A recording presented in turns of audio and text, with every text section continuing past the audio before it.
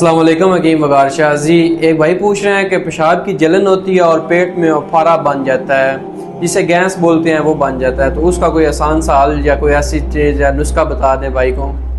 वालेकुम सलाम जी। अली शराजी बिल्कुल इन भाई के साथ एक धनिया का मशरूब शेयर करते हैं। अगर ये बना के पीते हैं तो इससे पेशाब की जलन भी ख़त्म हो जाएगी।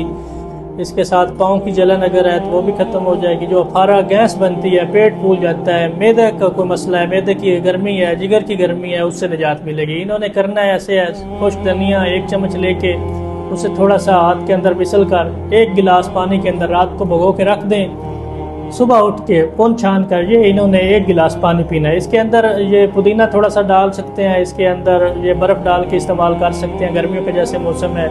इसके अंदर ये छिलका भी डाल के इस्तेमाल कर सकते हैं, लेकिन छिलका डालने की ज़रूरत नहीं है, ये वैसे ही सादा इस्तेमाल करें। इंशाल्लाह पहले ही 1 गिलास से पैरों की जलन, पेशाब की जलन, गैस, मैदे के जितने मसाइल हैं, तेज़ाबियत से निजात दिलाने के लिए ये बेहद मुफीद है।